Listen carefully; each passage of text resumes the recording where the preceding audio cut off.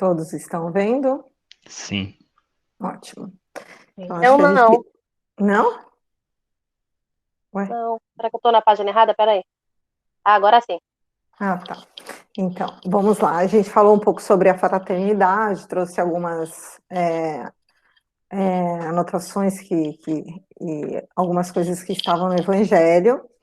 E aí, relembrando que o André Luiz, ele estava naquela insistência com Lísias para saber notícias da Terra. O Lísias chamou a atenção para que André observasse como é que o André estava se sentindo no íntimo e se ele realmente estaria preparado, com sinceridade, com honestidade, para fazer qualquer tipo de amparo para a família, sendo que ele ainda não tinha condições emocionais, nem equilíbrio, nem harmonia interna para poder lidar com as coisas que ele poderia encontrar após o seu desencarne. E André, né, sorriu, desapontado. Lísias reforçou que era necessário procurar notícias dos planos inferiores, no caso, das zonas umbralinas, ou da terra inferior ao nosso lar, quando você já tem essa harmonia íntima e você já está apto para poder auxiliar, né? E ele faz uma outra ressalva, falando que é muito complicado mesmo o auxílio aos encarnados, justamente porque nós sempre estamos intimamente em desarmonia. Então é muito complicado, mesmo que aqui não ser um mentor espiritual, que já tem esse autocontrole, fazer qualquer tipo de auxílio para a gente aqui na Terra. E aí André questionou a Lísia sobre o pai, relembrando que o pai do Lísia já estava reencarnado, né, na Terra. E Lísias falou que mantinha, sim, contato algumas vezes, mas pelo que eu entendi no texto, o Ju, se não estiver correta, o Ju me corrija, esse contato sempre vinha da Terra para nosso lar, então não era um contato que dependia do Lísias e nem da mãe dele, e sim era um contato que partia, lógico, com autorização dos benfeitores, mas era um contato que partia da Terra, auxiliado pela benfeitoria, para o nosso lar, e era um contato muito restrito, assim, né, para que não causasse comoção, nem tristeza para ambos os espíritos. E aí ele faz essa ressalva. Não devemos esquecer, entretanto, que somos criaturas falíveis. Necessitamos, pois, recorrer aos órgãos competentes que determinem a oportunidade ou o merecimento exigidos. Para esse fim, temos o Ministério da Comunicação. Acrescenta notar que da esfera superior é sempre possível descer a um inferior com mais facilidade. Existem, contudo, certas leis que mandam compreender devidamente os que se encontram nas zonas mais baixas. É tão importante saber falar como saber ouvir.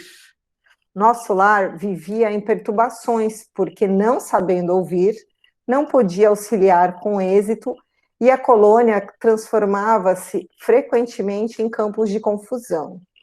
Então, esse é um ponto muito importante, né, que é óbvio que é muito mais fácil os espíritos das esferas mais altas descerem para o nosso socorro do que nós, a condição que ainda nos encontramos, subirmos as esferas mais altas, por questões de frequência mesmo e de harmonia íntima.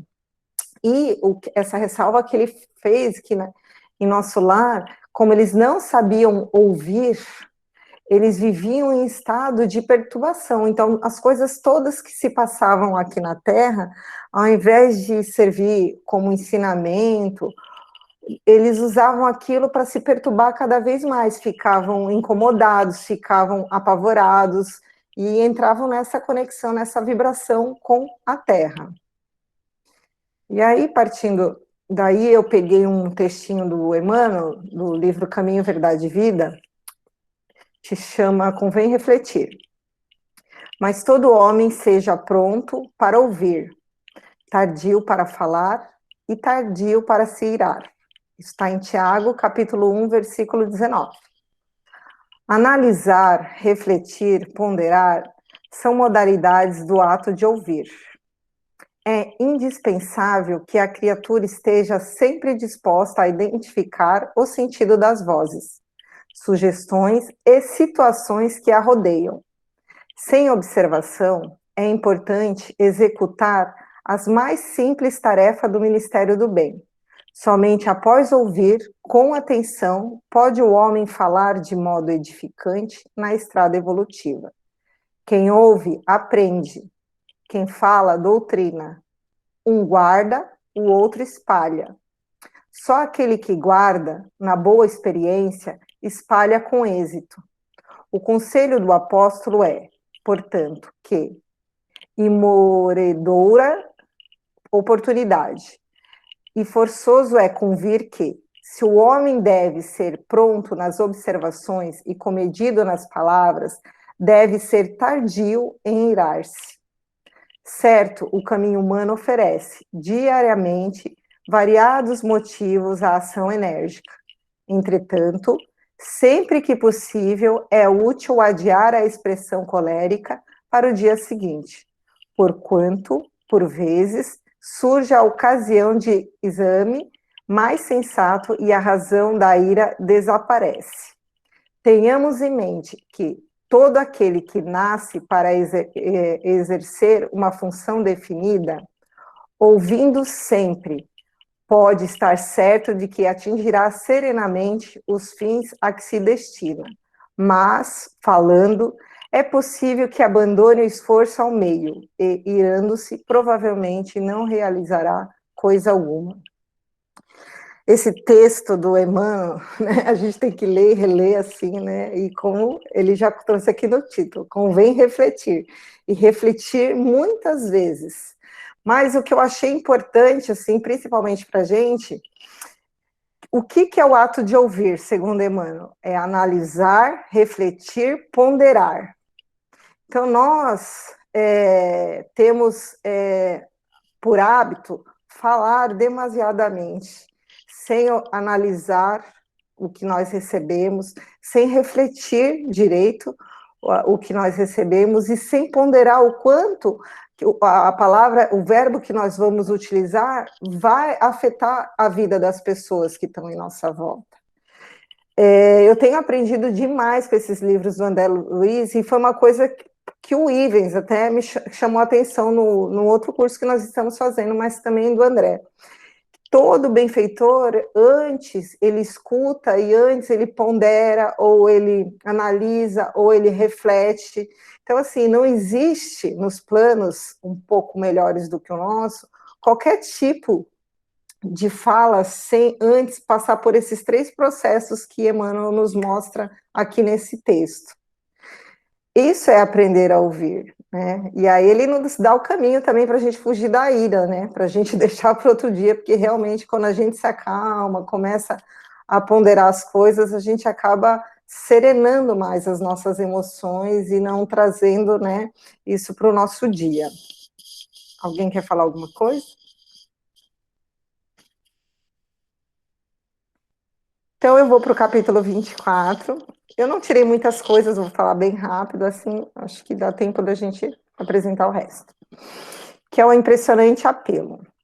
Ligado ao receptor, suave melodia derramou-se no ambiente, embalando-nos em harmoniosa sonoridade. Vendo-se no espelho da televisão a figura do locutor no gabinete de trabalho. Daí a instantes começou ele a falar.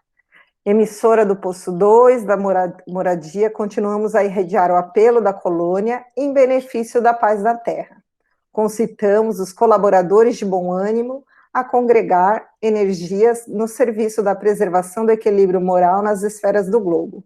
Ajudai-nos, quantos puderem ceder algumas horas de cooperação nas zonas de trabalho que ligam as forças obscuras do umbral, a mente humana. Negras falanges da ignorância, depois de espalharem os fachos incendiários da guerra na Ásia, cercam as nações europeias, impulsionando novos crimes. Nosso núcleo, junto aos demais que se consagram ao trabalho de higiene espiritual, nos círculos mais próximos da crosta, denuncia esses movimentos dos poderes concentrados do mal, pedindo concurso fraterno e auxílio possível. Lembrai-vos de que a paz necessita de trabalhadores de defesa. Colaborai conosco na medida de vossas forças. A serviço para todos, desde os campos da crosta às nossas portas. Que o Senhor nos abençoe. Aqui, André, né, ficou perplexo com o que ele ouvia, porque ele ficou impressionado com o tom de voz, né, do pedido de socorro, que era um pedido de SOS mesmo. E Lises começou, né, a explicar que eles estavam mais ou menos em meados de 1939, lembrando que a Segunda Guerra, acho que a iminência mesmo foi em setembro, né, se eu não me engano. Adriana é professora de história, ela me ajuda a gente aqui. Acho que é setembro de 1939, se eu não me engano.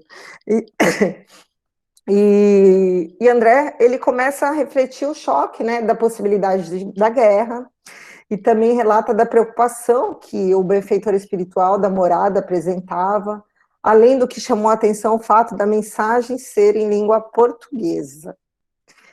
E assim, né, como André, muitos, antes de entrar nesse assunto, que eu acho importante a gente ver aqui, voltando um pouquinho, que esse era um posto de socorro que ele estava ligado completamente aos serviços de trabalho de higienização espiritual do círculo carnal, bem próximo à crosta da terra e trabalhando provavelmente ali nas zonas umbralinas. E assim como muito de nós, André, ele julgava que as colônias, elas se comunicavam, que eles já tinham derrubado essa barreira da língua, que mesmo a guerra acontecendo, sendo iminente na Europa, ele achou engraçado que usar a linguagem da língua portuguesa e não usar a telepatia, vamos dizer assim, para se comunicar, e não vencer essa barreira da língua. E aí Lísias explica: estamos ainda muito longe das regiões ideais de mente pura. Tal como na Terra, os que se afinam perfeitamente entre si podem permutar pensamentos, sem as barreiras idiomáticas, mas, de modo geral, não podemos prescindir da forma, do lato sentido da expressão. Nosso campo de lutas é imensurável. A humanidade terrestre, constituída de milhões de seres, une-se à humanidade invisível do planeta, que integra muitos bilhões de criaturas. Não seria, portanto, possível atingir as zonas aperfeiçoadas, logo após a morte do corpo físico. Os patrimônios nacionais e linguísticos remanescem ainda aqui, condicionados às fronteiras psíquicas. No mais diversos setores da nossa atividade espiritual, existe elevado número de espíritos libertos de todas as limitações, mas insta a considerar que a regra é sofrer-se dessas restrições. Nada enganará o princípio da sequência imperante nas leis evolutivas. Então, aqui é importante, ninguém dá saltos quânticos de evolução. Não é porque a gente desencarnou que a gente pode acreditar que vamos nos libertar dessas limitações que nós temos de linguísticos ou até mesmo de comportamento. A gente já observa, né, no começo do livro, que André teve dificuldades de se libertar das necessidades de se alimentar, as necessidades básicas, né? Quem dirá as necessidades, né, da língua, e de costumes e de idioma e outras coisas más. Dando um spoiler, nós estamos estudando os mensageiros e lá... Posso dar spoiler, Ju? Lá, o André também fala, eles falam sobre essa Segunda Guerra Mundial, e teve uma lotação muito grande, né, nos pronto-socorros espirituais ligados à Europa, por conta da guerra, pela quantidade de gente que estava desencarnando. E alguns espíritos tiveram que ser transferidos para os pronto-socorros espirituais da América Latina, da América do Sul. E essa era uma preocupação do benfeitor, assim, e uma das questões era justamente esta, que junto com esses espíritos, para cada 50 espírito desencarnado, vinha um enfermeiro que era um intérprete.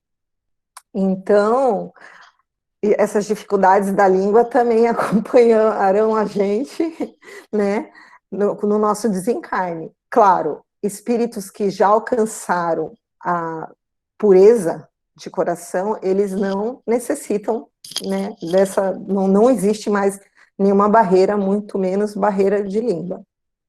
Alguém quer falar alguma coisa? Rita, só lembrando assim, uma coisa interessante a gente tem que ter em mente não existe muita diferença do mundo material aqui que a gente está dos planos mais imediatos ligados à Terra. Isso quer dizer, nosso lar e outras colônias, né? Essa colônia morada, até mesmo o caminho de paz, alguma coisa assim, do Mensageiros, né? São colônias que estão muito próximas à Terra. O Haroldo, em uma das suas palestras, ele fala assim, a gente não pode achar que, por exemplo, um índio aqui no meio da floresta, das matas brasileiras, vai desencarnar e quem vai receber ele é um erudito como, sei lá, como Emmanuel, né? Pode até ser um espírito muito elevado, muito erudito, mas ele vai se apresentar da maneira que aquele espírito vai compreender. A gente tem André Luiz aqui no caso, que Clarencio se mostra para ele. E Clarencio se mostra de uma forma muito. Parece assim, não existe muita diferença nas vestimentas, nada desse tipo, do que André Luiz conhecia.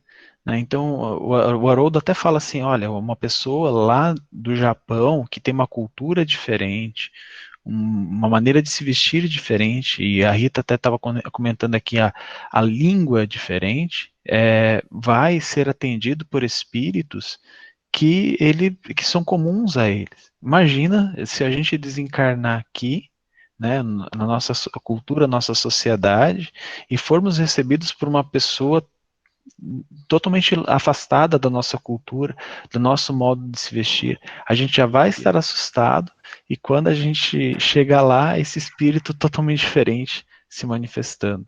Né? Então, é só para a gente entender, né, que a colônia e as questões espirituais, elas não são muito diferentes. E isso que a Rita estava falando sobre a língua, às vezes a gente é questionado, por que que o espírito não fala em alemão, fala em francês?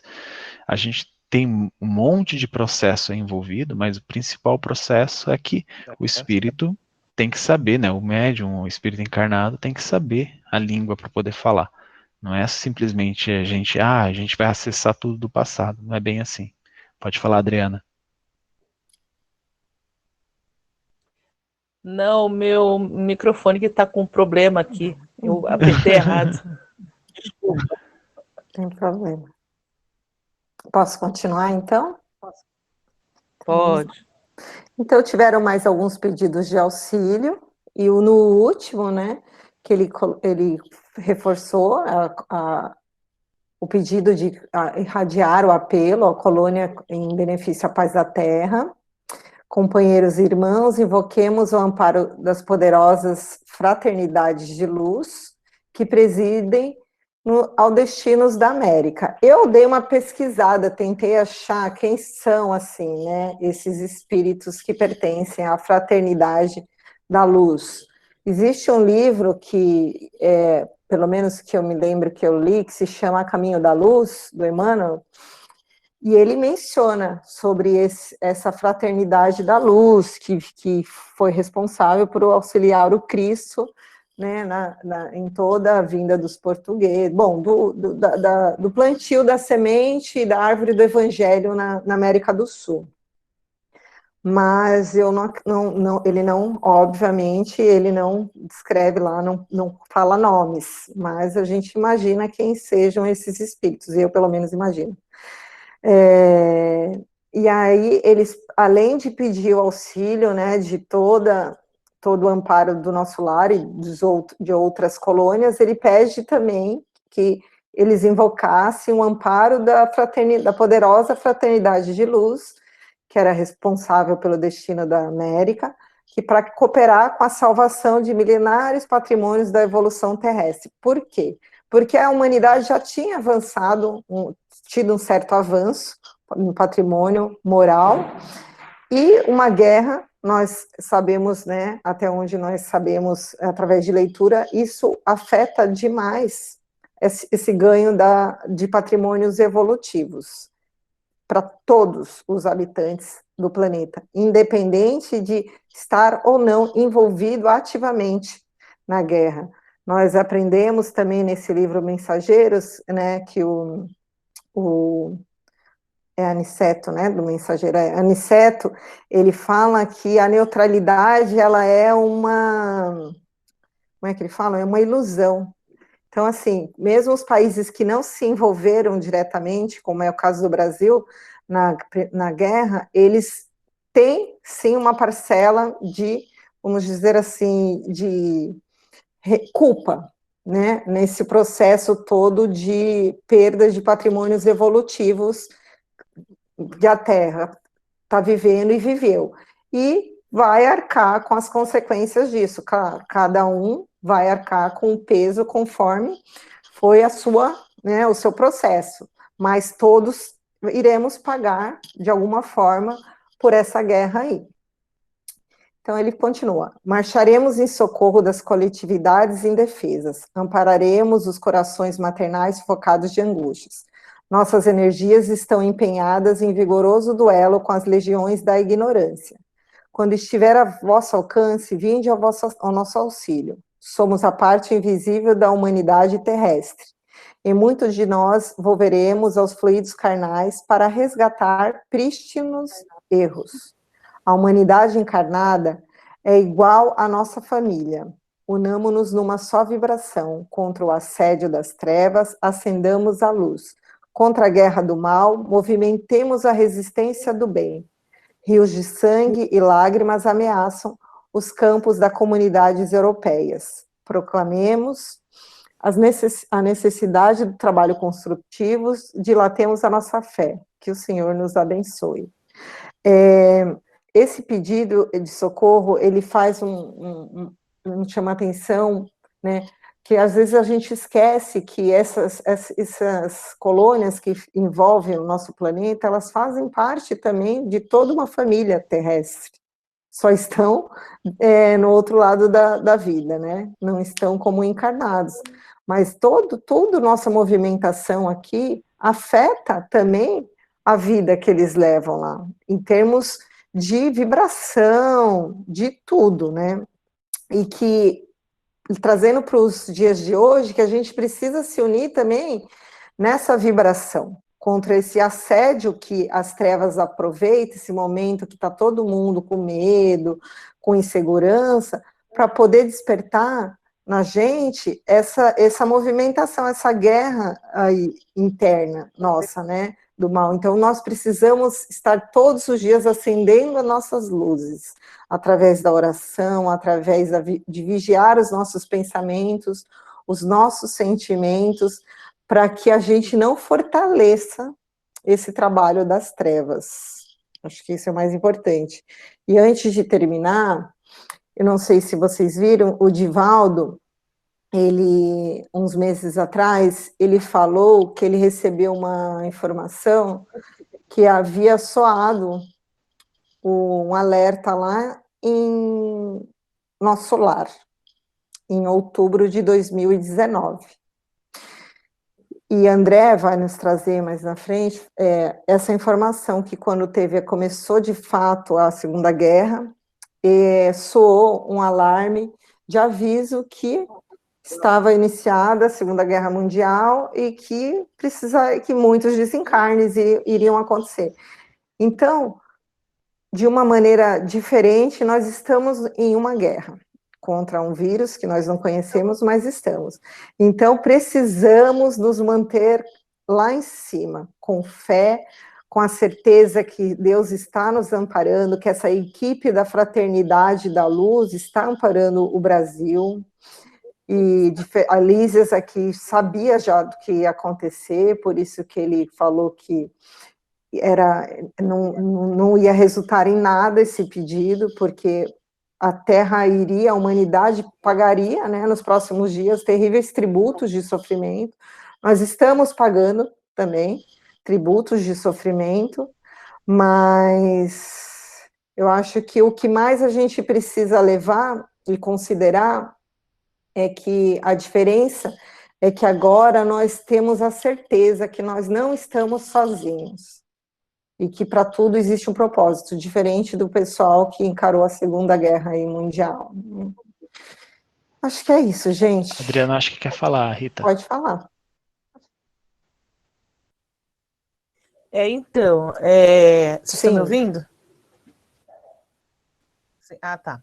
É o seguinte, quando você falou lá sobre mesmo os países que se mantiveram neutros durante a Segunda Guerra, eles tinham, vamos dizer assim, entre aspas, uma culpa também, né?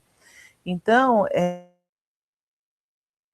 quando Pilatos lava as mãos em relação a Jesus, né? Tipo, não tem a ver com isso, mas ele está. E a outra é assim, a guerra, ela não é só dita de forma total, espiritualmente. Inclusive, entre historiadores, estudiosos, né, da Segunda Guerra Mundial aqui no nosso plano terreno, é claro, eles deixam muito claro que a Segunda Guerra Mundial ela foi uma guerra total. Tá? Ela é chamada de guerra total, porque mesmo aqueles países que não faziam parte ali do eixo e dos aliados, né, que eram os verdadeiramente ali que estavam em evidência, todos estavam ligados, aliás, desde a primeira, né, da Primeira Guerra Mundial, porque a gente tem o nazismo no meio. Mas, enfim, só para não me estender, essa ideia de guerra total, eu faço uma relação àquele livro da Pátria Brasil, Pátria do Mundo, Berço do Evangelho, ou é o contrário, o título, né? Coração do Mundo, Pátria do Evangelho. Fala sobre os acontecimentos históricos e da história. Isso. Sobre os acontecimentos e a presença do plano espiritual nesses acontecimentos, né? E isso é muito sério, porque são momentos muito importantes. Uma vez o Francisco me esclareceu que são momentos em que o plano espiritual manda para a humanidade evoluir, e parece que ela não evolui, e falou, então eu vou te mandar o Orende, porque parece que várias coisas foram mandadas e a humanidade não aprende. Por isso é lenta. Tá cortando muito, Adriana. Tá cortando para vocês também? Era isso que eu queria comentar. Entendi. Você quer comentar, Rita? Para mim, eu acho que é o meu. Tá, eu quero só finalizar com a última estrofe lá que o Ulisses traz um esclarecimento, que André Aflito, tentando de alguma forma, querendo ver se não tinha uma maneira de reverter a situação da guerra. E aí Lísias, ele fala toda, né, que a humanidade, ele acabou devorando, né, um banquete por conta do personalismo, da vaidade, e que a crise orgânica era inevitável, que eu acho que é o que está acontecendo conosco agora, né? Nutriam-se de várias nações do orgulho criminoso, da vaidade e do egoísmo feroz. Experimentam agora a necessidade de expelir os venenos letais. Então, eu acho que a gente está nesse processo de expelir mesmo, de expurgar toda essa confusão que nós mesmos nos colocamos, por conta da nossa vaidade e do nosso egoísmo. Acho que é isso. Vou passar para o Ju agora, se alguém não quiser. Vou interromper aqui. Tá com você, Ju. Se alguém quiser fazer alguma ressalva, o momento é agora.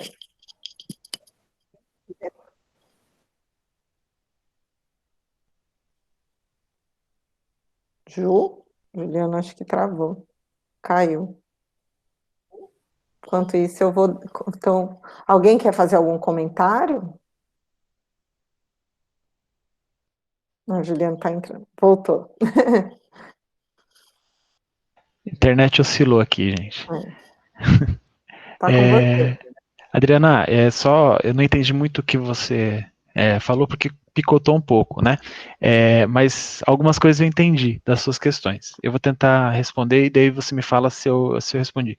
Essa questão dos países neutros, que o Lísias fala aqui, né, e que a Rita mencionou lá, que o Aniceto fala nos Mensageiros, é muito similar, sim, a essa afirmação, né, onde Pilatos lava as mãos, né, a gente percebe que é o mesmo modus operandi, vamos dizer assim. Existia o lado em que o Pilatos sabia que Jesus não tinha cometido crime algum contra a sociedade, né, que estava estabelecida. Era simplesmente uma questão que os judeus não gostavam dele, né, que o levaram para julgamento, né.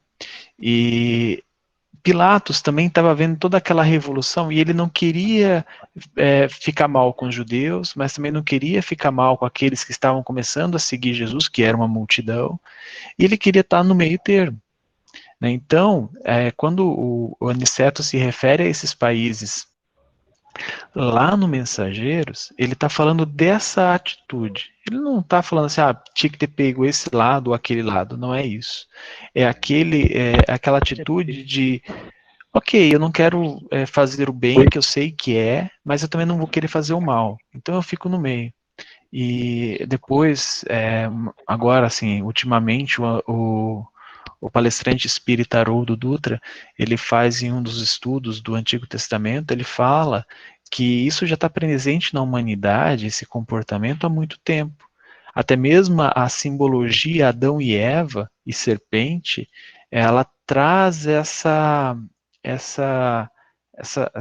esse ensinamento em forma de fábula, né, em forma de uma história bíblica, contada lá na Gênesis. Então, essa neutralidade, até mesmo o Aniceto falando isso, ela não existe. Conscientemente, nós sabemos o bem e o mal. Conscientemente, nós sabemos aquilo que pode, no caso, né, quando você tem esse conhecimento de fazer o bem, se eu vou movimentar isso dessa forma, ou vou fazer o mal se eu movimentar daquela forma, ou ficar parado, que aí vai ser a mesma coisa que fazer o mal, né, porque isso vai acontecer.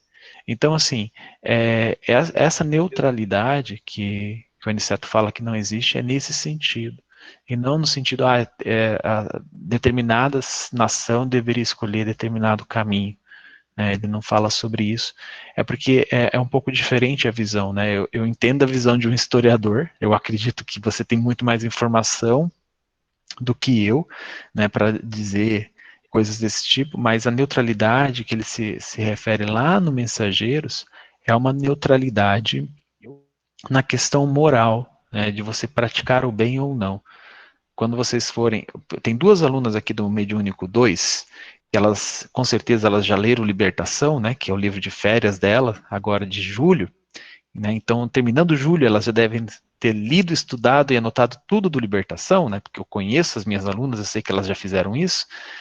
Lá tem um mentor chamado Flacos, mentor não, ele é um ministro do nosso lar, e ele fala que o mal é tudo, sempre quando a gente está no caminho contrário às leis divinas. Então, ele não coloca que existe bem e mal. Desculpa, bem, mal e neutro. Ele fala, ou você faz o bem, que é seguir as leis divinas, ou se você estiver contrário, você está no mal. Se você está parado, você está contrário às leis divinas, mal. Entendeu? Então, ele é bem incisivo nisso. Mas até assusta, né? Quando eu li, eu fiquei semanas falando assim, poxa, a inatividade é mal, mas aquilo bate dentro da gente. Então é só para tentar esclarecer. Não sei se eu te expliquei, mas qualquer coisa você me fala, tá? Ô Ju, eu queria fazer um adendo também. A gente sempre aprendeu na doutrina que a gente não basta só não fazer o mal, que é necessário que façamos o bem.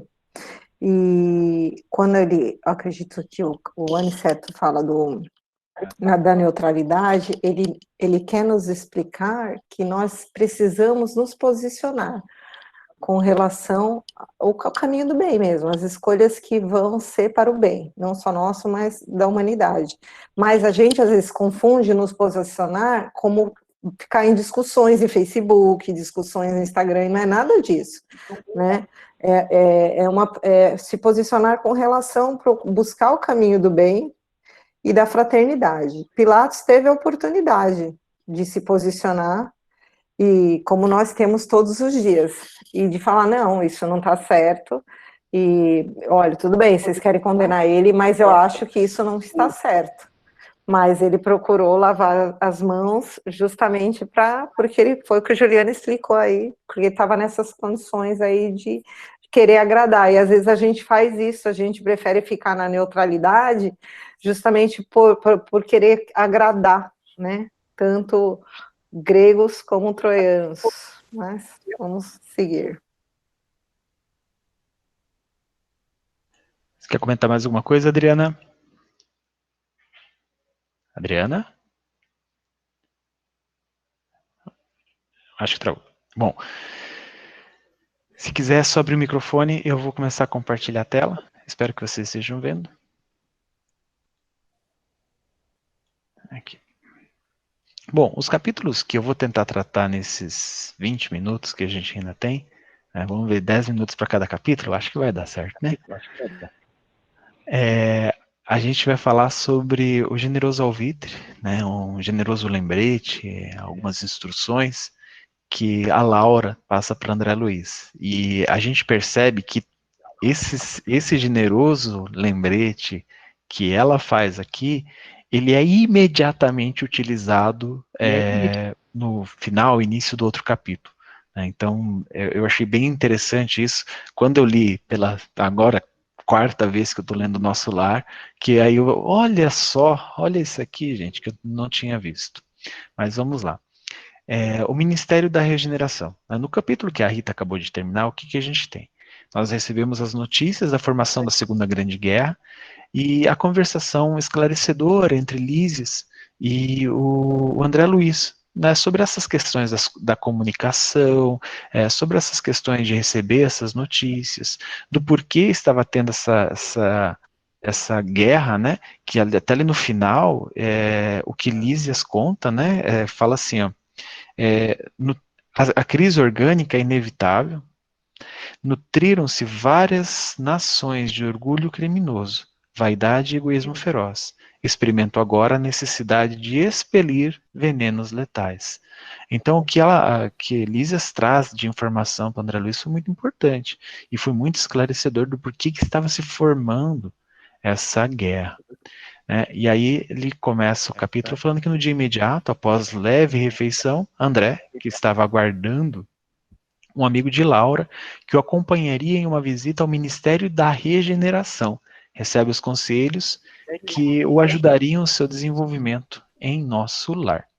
Isso é muito importante, porque aqui a gente vai começar a ver como ele começou a trabalhar para a melhora dele mesmo, e lá no final do livro acontece algo incrível para ele, que eu não vou contar ainda, né, para alguns que ainda não leram, não estragar o final do livro, que é incrível. E aí, uma escolha de cada um, né, onde a Laura fala assim, ó, estou informada que pediu trabalho há algum tempo.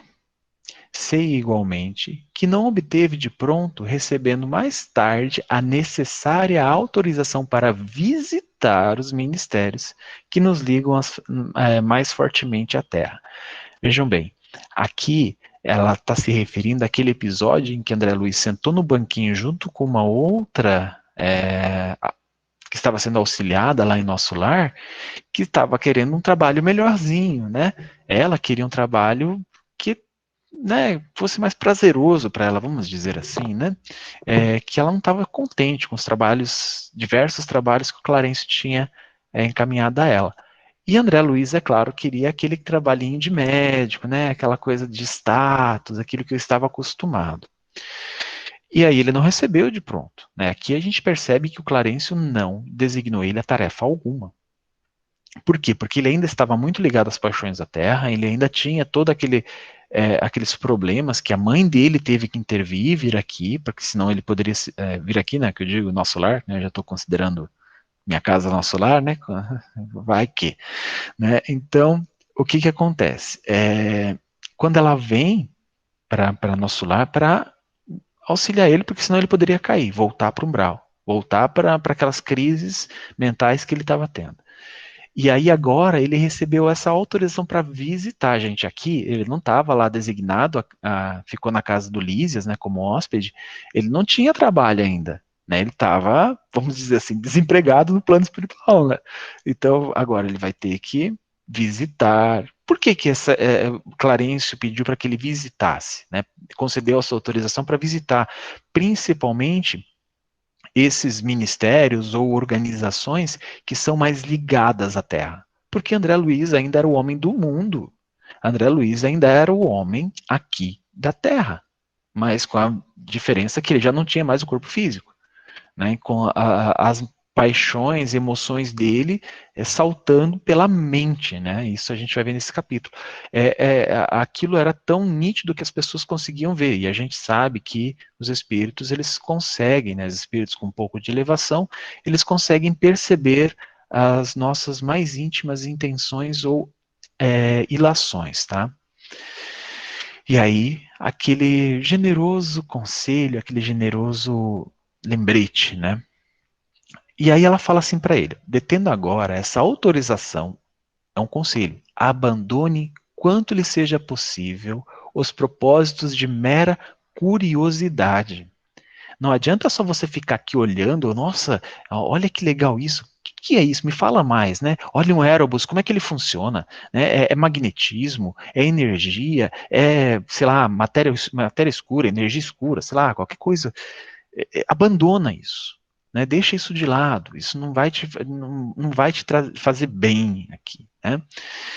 E aí ela continua: não esqueça que poderá obter valores mais preciosos e dignos que a simples análise das coisas. Simplesmente ver por cima, isso aí todos fazem. Né? Você vai poder conseguir extrair valores muito maiores. A curiosidade, mesmo sadia, pode ser zona mental muito interessante, mas perigosa por vezes. Dentro dela, o espírito desassombrado e leal consegue movimentar-se em atividades nobilitantes, mas os indecisos e inexperientes podem conhecer dores amargas, sem proveitos para ninguém. Isso é uma coisa interessante, né? Aqui tem eu não sei quantas pessoas trabalham, já passaram por câmaras de tratamento mediúnico, né? Às vezes a gente tem que médiums têm acesso a coisas dos espíritos, e aí eles começam a revirar essas coisas dos espíritos por mera curiosidade. É isso que Laura, na minha visão, está fazendo aqui. Né? É claro que essa é uma mensagem para André Luiz, nesse novo mundo, nessa nova vida, mas a gente também tem isso no dia a dia das casas espíritas. Às vezes a gente está no atendimento fraterno e começa a conversar com o assistido que chega a casa, não com intenção de ajudar, mas com intenção de saber mais, nossa, vida interessante, né? O que será que aconteceu ali? Por que será que aconteceu ali? Se a minha vontade de ajudar, o meu interesse em ajudar não é verdadeiro, eu estou caindo nisso que a Laura está falando aqui, nesse perigo de poder tá conseguindo, minha curiosidade está me levando para a lama, ao invés de tirar o outro da lama, né, tirar das dificuldades, eu estou entrando lá. É claro que o outro vai ser auxiliado, amparado pela espiritualidade. Mas aqui eu estou me entrando junto nesse pântano. E não é essa questão de entrar junto nesse pântano, porque eu estou me envolvendo com os problemas do assistido. Não, gente.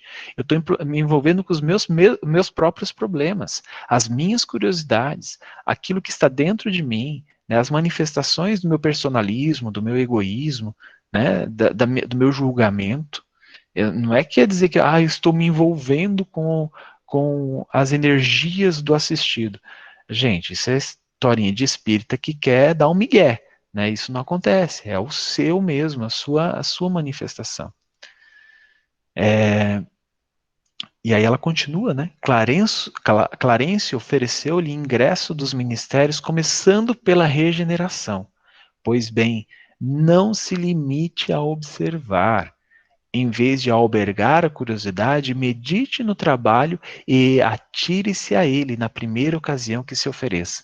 Isso quer dizer, quando pintar uma oportunidade, atue. Ela já percebia que André Luiz tinha conhecimento, que André Luiz tinha possibilidades, que André Luiz já estava entendendo a sua posição, né, começando a entender a sua posição no plano espiritual e a sua posição como filho de Deus eterno, né, filho de Deus criador. Ela já entendia isso, por isso que ela fala assim, olha, meu filho, você vai ver a oportunidade, você vai ter, né, você vai observar, mas não se limite simplesmente a analisar, não, a observar, atue. Só que isso é uma coisa muito difícil da gente fazer. Eu estava comentando com a Rita que eu terminei de ler o livro chamado... Ai, gente, pera. Obreiros da Vida Eterna, do André também, né, lá para frente nos livros. Gente, eu nunca vi o André Luiz levar tanto toco na vida. Era o tempo todo os mentores chamando a atenção. André, para de inquirir, para de perguntar, para de analisar e vamos trabalhar. E às vezes até alguns pensamentos do André, a mentora falava assim, André, isso não é produtivo. Volta aqui, né? Volta, né, a tua atenção a esse momento, lembra do Cristo e atua. Então, assim, isso é importante. É claro que aqui André estava começando, mas essa é uma lição que ele foi desenvolvendo durante toda as histórias, né, que ele conta do nosso lar. E só para a gente entender que não é fácil esse caminho, não é fácil essa transformação em da gente olhar uma situação e atuar. Eu não sei se a Adriana lembra no autoconhecimento que a gente fez, eu contei essa história. Eu estava no mercado, né, fazendo comprinhas no final da tarde para fazer um lanche, quando a gente ainda podia fazer isso, né? Que a gente podia dar livre, comprar só coisinha para fazer lanche e voltar para casa. Hoje em dia se faz a super compra, higieniza tudo, né? E compra o mínimo necessário, porque você não quer higienizar mais mais uma maçã, mais um pão, não sei. É horrível isso. Mas enfim. Aí eu contei que eu estava na fila e a pessoa na minha frente, né, tava um casal com uma criança, e a criança, assim, tinha um biombinho daqueles cheio de bichinhos de pelúcia, e a criancinha pegando cada um, e os pais falaram assim, olha, você escolhe um. Tava cheio, tinha um monte. Gente, eu queria, assim, naquele momento, eu queria comprar tudo aquilo lá e dar para a criança, né, porque eu vi o olhar dela. Só que eu me limitei, eu falei, não, eu não vou fazer isso porque eu vou estar invadindo. Eu não sabia como agir. Eu queria, eu sentia aquilo. Eu falei assim: eu posso fazer isso, eu vou fazer isso. Não, mas os pais vão achar ruins. Sabe, isso eu contei até no autoconhecimento, porque é uma coisa que me amargurou por muito tempo. Por que que aquele bem que eu queria fazer, esse eu não consigo? Porque é tão difícil. E é isso que ela está falando aqui. Né? Muitas vezes a gente vê a oportunidade de atuar, mas a gente trava. E é isso que ela está querendo falar para ele, ó, André, destrava, sabe? Auxilia, vai. Né? Então, eu achei muito importante essa frase. Né? E aí ela continua falando assim, ó, aprenda a construir o seu círculo de simpatias e não esqueça, não olvide que o espírito de investigação deve manifestar-se após o espírito de serviço. Eu sempre olhei a literatura do André como primeiro observação e depois o serviço. Aqui ela fala o contrário, é primeiro o serviço, depois a observação. Gente, isso aqui, como eu falei, é a quarta vez que eu estou lendo esse livro. Eu não tinha percebido. Alguém escreveu isso no meu Kindle essa semana, porque 3 edições que eu li atrás não tinha. Né? Rapaz, isso é uma coisa que me chamou muita atenção, que aí muda toda a perspectiva do que eu já li de André Luiz até hoje. Né? É essa visão que a Laura tem, que ela passa para ele. Pesquisar atividades alheias em testemunhos no bem pode ser criminoso atrevimento. Rita, você não faz ideia de como eu pensei nas câmaras de trabalho de auxílio espiritual lá da Casa Espírita quando eu li isso aqui. Fiquei um tempinho aqui, te confesso, até chorando, mas confesso. Muitos fracassos nas edificações do mundo originam-se de semelhante anomalia. Ela considera essa coisa de você pesquisar por curiosidade uma anomalia. Todos querem observar, raros se dispõem a realizar. Bom, gente, por que eu falei para a Rita que fiquei muito pensativo nisso aqui?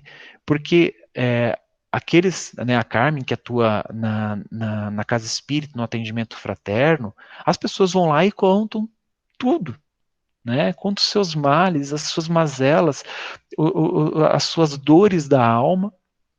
E a Carmen, é claro, ela pode fazer perguntas e às vezes a pessoa vai inocentemente falar. Mas quando a gente usa isso simplesmente para pesquisar, simplesmente por curiosidade, isso é muito danoso, né? O que ela fala aqui também, e às vezes a gente nas câmaras de auxílio, só para vocês entenderem, às vezes os médiuns têm aquilo que a gente chama de evidência, né? De poder ver uma vida passada de um assistido, até mesmo de um espírito desencarnado. E às vezes o médium vai nessa onda, né? Vai vendo, porque a mediunidade ela pode permitir e liberar essas visões e a gente acaba vendo muita coisa. E quando isso é simplesmente por curiosidade, ela coloca aqui como criminoso atrevimento. Já pensou a gente desencarnar e chegar lá assim, um médico igual aquele que estava falando com o André Luiz, né, que ele era suicida? Olha, ele é um criminoso, porque ele ficava olhando a vida das pessoas, ele era um voyeur, ficava olhando tudo, um bisbilhoteiro. Já pensou? Bate isso no meu currículo, quer dizer, meu currículo, minha ficha corrida lá? Fala, Ô, Rita. Ju, eu entendo sua preocupação, mas eu acredito que a minha interpretação aqui, no caso, foi o fato de você observar, quando você observa para servir, é diferente de quando você observa só para alimentar a sua curiosidade, né? Nós somos médium o tempo todo, 24 horas por dia. Então, assim, se eu usar minha evidência em casa para saber o que o meu marido fez durante o dia dele, isso eu vou estar agindo só para alimentar a minha curiosidade, mas nós utilizamos a nossa evidência para servir na casa espírita, e aí é diferente. Então a gente precisa mesmo realmente estar sempre vigiando, né, como é que nós estamos utilizando as nossas capacidades mediúnicas. Mas o interessante que eu achei aqui também nessa passagem, que me lembrou muito o Cristo, que o Cristo, quando ele convocou os apóstolos, ele levava sempre os apóstolos com ele, sempre os apóstolos ficavam nessa posição de observação, e o Cristo atuando, e depois, no final do dia, ele sentava com os apóstolos e mostrava, né, qual era o ensinamento do que tinha acontecido ali naquele decorrer do dia. Então, o próprio Cristo mostrou, né, exemplificando na sua vida, que a necessidade de servir antes de qualquer coisa, né, antes de ser reconhecido como mestre, ou antes de qualquer coisa. Então, acho que essa é a maior assim, observação que ela faz, que a gente precisa, antes de tentar almejar qualquer tipo de auxílio, a gente precisa aprender a servir, para poder depois entrar nesse campo aí de ser mestre, vamos dizer assim, como Cristo. Assim, Rita, assim, eu fiz umas brincadeiras aqui sobre mediunidade, mas a questão de quando você leva as coisas a sério, que é o que a gente vai ver que a André Luiz vai fazer aqui, né, essa frase que ela coloca, né, que o espírito de investigação deve manifestar-se após o espírito de serviço, né, isso a gente vê aplicado em muitas casas, muitos médiuns, muitos voluntários da doutrina.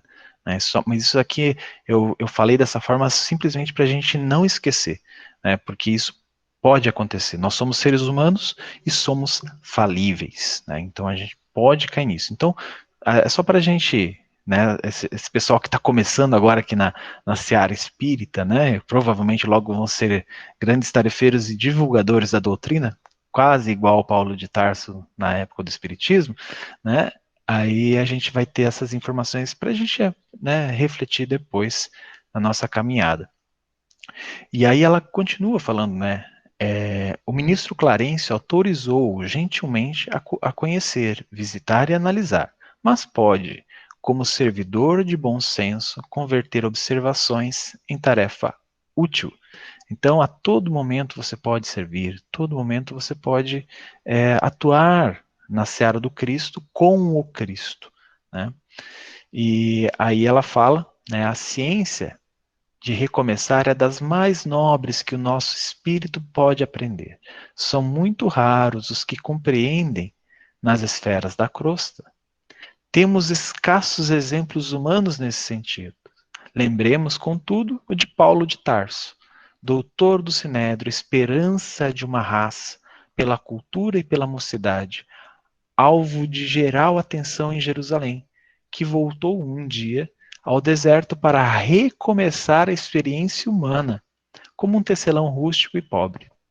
Então aqui ela fala, né, que poucos têm esse exemplo, né, de recomeçar, de conseguir largar tudo, porque, gente, a gente está lendo isso aqui agora e André já tinha toda uma, vamos supor assim, uma bagagem que ele estava carregando por nosso lar. Ela falou, é difícil deixar tudo isso e recomeçar com o espírito de Paulo, aquele servo de Jesus, né, aquele que se aplicou depois, né, quem leu Paulo e Estevão e quem conhece a história de Paulo, se dedicou totalmente ao Cristo, ao trabalho do Cristo, né? Então, quando ela fala assim, recomeçar a experiência humana, né? Então, assim, é claro que ele deixou tudo aquilo que era material para trás, mas toda a experiência dele foi levada como um recomeço, né? E aí, alguém bate a porta, né? Ela fala assim, ó, é Rafael, que vem buscá-lo. Vá, meu amigo, pensando em Jesus. Trabalhe para o bem dos outros, para que possa encontrar o seu próprio bem. Isso é muito interessante, né? Essa visão que os benfeitores espirituais, não estou dizendo que a Laura, seja um benfeitor espiritual desse, tipo Aniceto, Clarencio, esses que estão sempre em contato tentando ajudar. É claro que ela é uma benfeitora também, mas esse pensamento, ajudando os outros, trabalho para o bem dos outros, para que possa encontrar o seu próprio bem.